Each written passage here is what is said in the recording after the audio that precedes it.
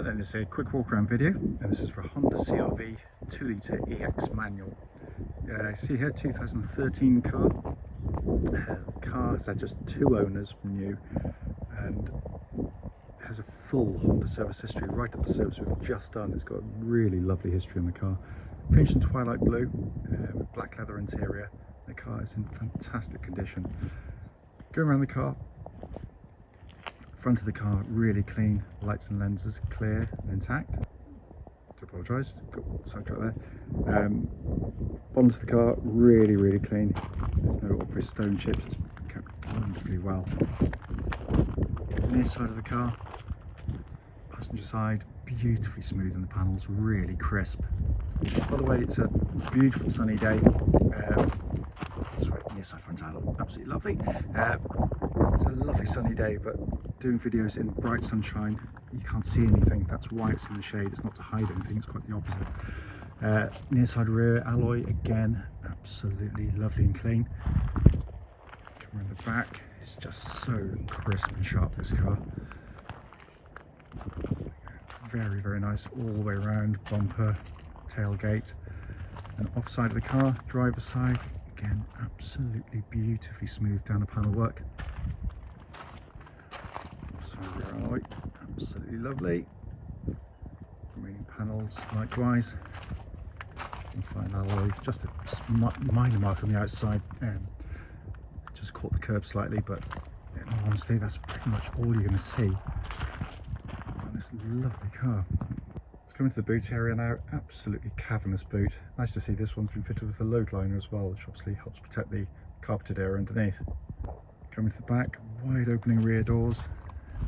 Full black leather. Given it's a family car, it can be heavily used. This one's been treated incredibly gently.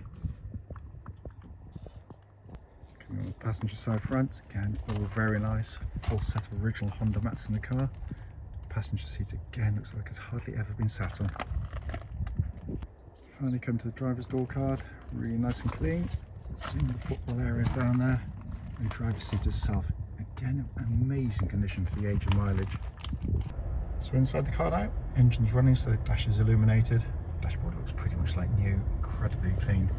Sat nav, as you can see, working absolutely perfectly. And pop the car into reverse, got the lovely clear parking camera, and that complements the front and rear parking sensors. Carrying on down, just been kept in simply beautiful condition. Coming to the main dash pinnacle, I think I forgot to say at the start of the video, 59,586 miles. Engine's running, there's no warning lights on at all. This car, by the way, is fitted with the auto cruise control, which is a lovely feature which I completely forget to talk about in the road test video, which comes after this walk around section. But the car is lovely. Right then, this is a quick road test video, and this is for a Honda CR-V 2-litre EX manual. Car's registered NJ13FLL, and with a mileage of just 59,579 recorded. By the way, so it's quite early in the morning, lovely day, low sun, means it's about to get quite glary for a couple of minutes, so I do apologise. Hopefully we'll turn around where the sun's less in our face. The reason we do these videos, very simply, is just to show the car in operation. We want to make sure that if anyone's looking at any of our cars at any time, they always get that opportunity before they come. The reason being is because, you know, unfortunately, like lots of people, we've been to see cars which have looked absolutely fine in a photograph or a description, but only to get there and find out it's actually got an obvious fault you'd much rather known about before setting off. So that's why we do it. By and large, this video goes on a lot of the roads we go on our road test or test drive route, so hopefully it'll be representative of what you'd feel yourself. So come to the car, very well looked after vehicle, which is immediately obvious as soon as you get in the car. Push button start, engine starts instantly and settles to a smooth, even idle. There are no warning lights on the dashboard at all relating to the engine or any other part of the car. And temperature gauge is running at a third, which is exactly where it's meant to be on a Honda car, by the way. It's a brilliant piece of engineering, the engine. Honda always make the best 4-cylinder engines in the world, always have done, pretty much. It's got all the traits that Honda give you, so they're incredibly reliable, very long lasting. They've got cam chains, no cam belts to have to worry about, but more than that, it's just how nice they are to use and drive. It's a sweet engine in every sense. It's docile, it's tractable, it's economical, but when you do rev the engine up, you know you're in something that's, you know, well designed. So put my foot down, you can hear it. But you got that lovely sweet edge to the engine. It's got that little intake noise that comes with it, but muted, of course. But the power delivery is just beautiful. It really is. Engine then feeds through into the clutch and gearbox. Clutch on the car, absolutely perfect. Bike point exactly where it's meant to be. It's nice and smooth in operation. Gearbox, simply genius. First of all, positioning the gear lever, hand falls straight to the gear lever. It's not down here, it's not out of the way. But the gear change itself, it's short, it's snappy, it's got a lovely feel to it. It feels mechanical, even though, like most cars, it is cable operated. But it's lovely to use. It's, you know, something that's come from a company that cares about these kinds of things, and it feels exactly as it would have done when it was new.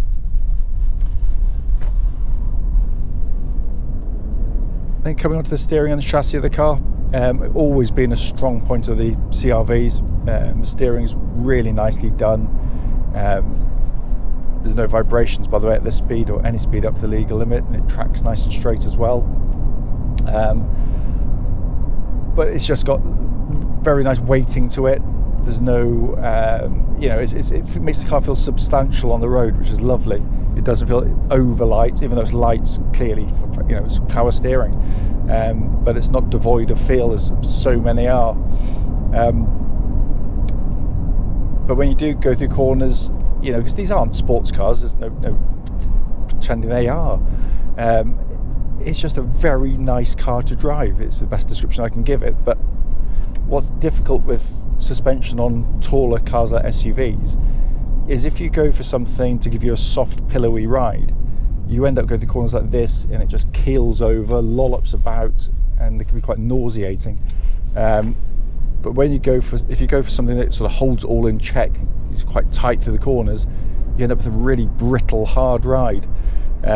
This is brilliant because it manages to give you a supple, controlled, well-damped ride, yet it flows through corners really, really well. Minimal turn of the wheel, so to go through these corners that carry a bit more speed than I would do normally, it's just serene the way it goes through. It's really well done, and we know these cars very, very well.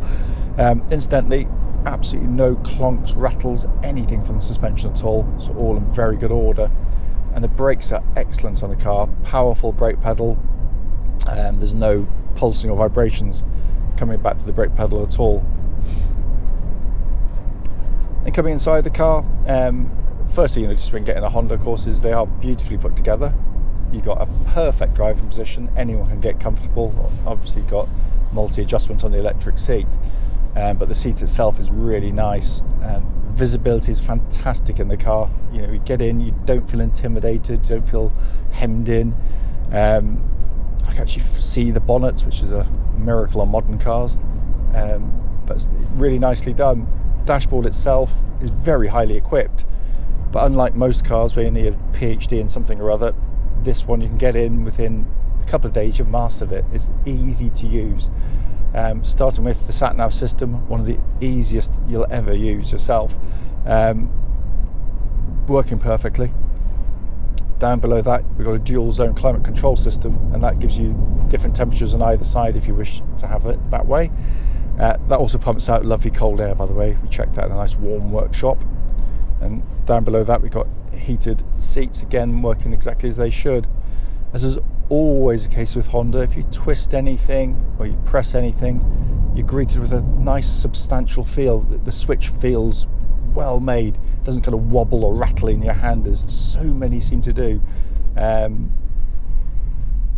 moving on to the dash binnacle directly in front of me, just clear, simple, white on black graphics, just perfect. You just look at the information, take it in, and look back at the road within a nanosecond. So it's, rather than sort of squinting and trying to work out where things are. Then you've got this lovely leather-bound steering wheel. It's in lovely condition in here, by the way. Yet to be cleaned, hardly needs anything. It's in beautiful condition. And then finally, this is a four-wheel drive version of the CR-V, because not all of them are, albeit you won't find a button to press to activate it because it's completely automatic. Honda worked out donkeys years ago that most people driving a CR-V will be driving exactly as I am now, in perfectly good conditions where you just don't need four-wheel drive on. It's a waste of energy if you have it on. So basically it runs in two-wheel drive, front-wheel drive, the most efficient way to pull a car along pretty much the whole time. Should it need to go into four-wheel drive, it does it automatically and seamlessly. It's done via the traction control system of the car, so it can react more quickly than you ever could. So front wheel starts to lose grip, brings in the rear wheels to give you four-wheel drive, and deactivates it as soon as it's no longer required. It's genius and it works brilliantly. We've got two CR-Vs in our family, we tow a caravan, and we've never come close to getting stuck with it. The advantages of the system are hopefully fairly obvious. You're going to use less fuel because it's not on the whole time. Same with tyre wear, you're going to get through your tyres less quickly. And it puts far less mechanical stress through the vehicle, which is why it's so reliable. As I said at the start of the video, just to show you it on operation, it drives absolutely beautifully, can't fault it.